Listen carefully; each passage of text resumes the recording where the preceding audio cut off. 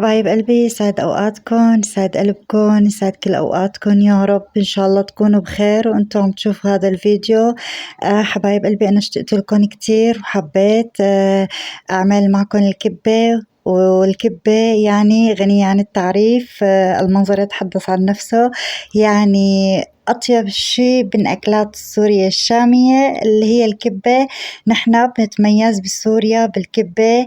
الكبة هي مقبلات بس طيبة كتير.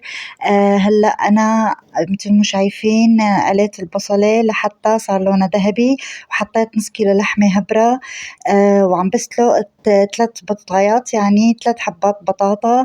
هلأ نحن بدنا نعمل كبة بدون هبرة. هاي الكبة بدون هبرة يعني السوريين والشوام وبلاد الشام كلها بتعرف الكبة إنه البرغل بنحط عليه لحمة هبرة وبنطحنه بالماكينة. هلا عم لكم أنا بدي أحط جوز للحمة، بس تستوي وتبرد بدي أحط لها جوز أو عين الجمال. حبايب قلبي، هلا عندي أنا كاستين برغل ناعم. طبعا غسلته ونفش، وهلا عم بحط عليه كاستين مي عم تغلي بنفس الكوب، يعني الكاسة اللي بعاير فيها البرغل بعاير فيها مي عم تغلي غلي من شان تتفتح حبات البرغل وتنفش ونحسن ندعكها بإيدنا، لأنه أنا بدون ماكينة. يعني الكبة هاي بدي ادعكها على إيدي بدون ماكينة. هي الكبة معروفة إنه في إلها ماكينة بنطحن فيها البرغل واللحمة. هلأ أنا بعد نص ساعة غطيت البرغل وتركته نص ساعة لحتى نفش. هلأ بدي أحط عليه البهارات اللي بتحبوها بتفضلوها. أنا حطيت معلقتين نشا، وحطيت معلقة بابريكا حلوة، وبابريكا شطة، ومعلقة فلفل أسود، ومعلقة ملح. وفي ناس بتحب تحط يعني بهارات، بتحب تحط كمون. البهارات اللي بيحبوها، وبحطوا مردقوش، يعني ما بعرف شو هذا، أنا مضايقته قبل هلا ما بعرف. أنا هاي البهارات اللي كنا نحطها نحن وأهلي. بنحب الفلفل، نحن بسوريا بنحب الفلفل الأسود كتير. هلأ أنا حطيت البطاطا. طبعا لازم تكون البطاطا سخنة أو دافية منشان نحسن نعجن البرغل معها وتنطحن معنا البطاطا على إيدنا بدون ماكينة. 3 حبات بطاطا أو حبتين كبار.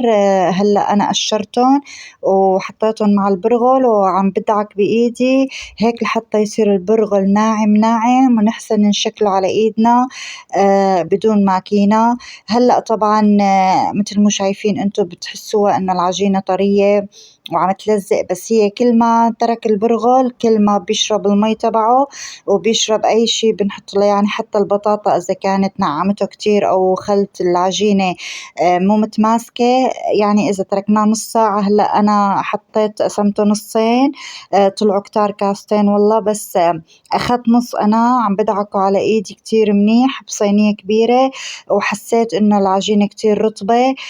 فقلت لا، خليني احطها بالبراد لانه هون كان الجو شوب.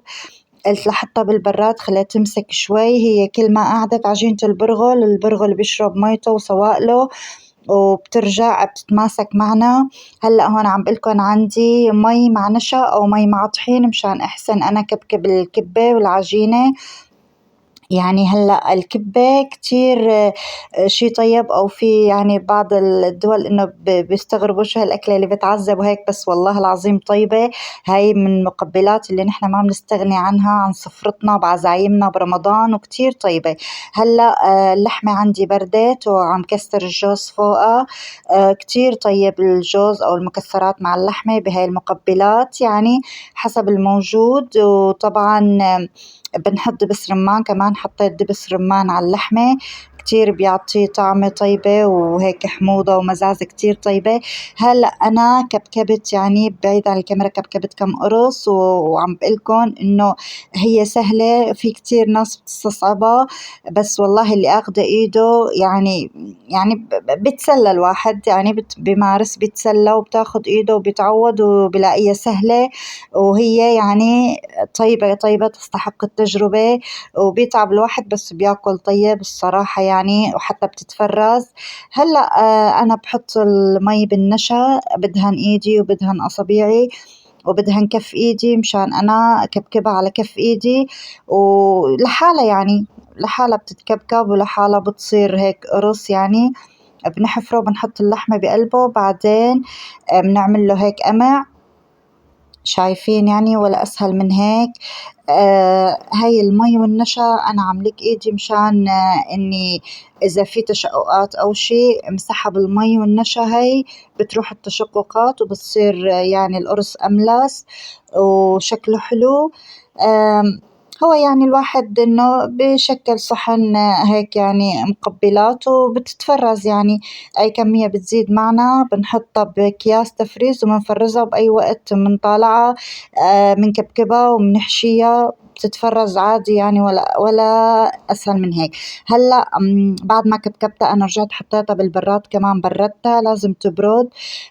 ولما بدنا نفرزها بنبردها وبعدين بنجمدها بأكياس يعني بنحطها بالفريزر. هلا بنزلها على زيت حامي وغزير وما بنكتر بالمقلاية يعني حسب ما تاخد معي المقلاية، بس ما بحطهم فوق بعضهم. هاي زيت غزير عم بيغلي وبسقط الكبة مشان ما تتشقق معي وتفرط إن شاء الله يعني. اللحمة كمان اللحمة اللي بدنا نحشي فيها لازم تكون مصفاية من الزيت يعني مصفينها بالمصفاية وما فيها نقطة زيت لأنه بيفرط القرص إذا اللحمة فيها زيت. فبنصفيها من الزيت اللحمة وبنحشي الكبة وهي الحمد لله لونه ذهبي أشقر بياخد العقل ومو مشققين ولا فرطوا بالزيت يعني. هي كمان حاطته أنا على ما بصير نحطها يعني بدون أكياس تفريز تحتها أو ورق زبدة لأنه بتلزق. هو هذا العجين بيلزق بأي مكان بنحطه بيلزق، فلازم على أكياس تفريز أو ورق زبدة. وخلص أنا هيك يعني بتقعد هلا يعني على نار عالية ربع ساعة بنقليها 10 دقايق بيطلع اللون ذهبي ما أحلاه بياخد العقل. وبنقدم قدامها نحنا شوربة عدس. شوربة عدس بتجنن مع الكبة. هاي يعني مقبلات مع الليمون بنعصر ليمون على الشوربة وهي عم بأرجيكم قديش رقيقة وعم تقرش والله العظيم. الطعمة والريحة كانت بتاخد العقل. طعمة البرغل، حتى البرغل أنا حطيت له بصلة نسيت لكم برشت بصلة وحطيتها على البرغل بس بعيد عن الكاميرا. فالبرغل بنحط له بصلة بنبرشها والبهارات ومعلقتين نشا وهي كبة هيك صارت جاهزة للتقديم. الأكل والله العظيم طعمتها وريحتها بتاخد العقل وما في حدا داقة إلا ما حبة ويعني طار عقله فيها لأنه عن جد أكلة تؤكل وطيبة. والكبة طيبة طيبة يعني لازم الواحد ما يستغني عنها على السفرة بالعزايم برمضان كتير نحن بنحبها. وإن شاء الله يكون الفيديو عجبكم وهذا كان فيديو اليوم. وشكرا لمتابعيني شكرا لمشتركيني مشتركين الجداد اللي كانوا عندي واللي بحبهم كتير من كل قلبي مشتركيني متابعيني من كل الدول حبايب قلبي. هذا كان فيديو اليوم اشتقت لكم كتير بشوفكم فيديو قادم. باي.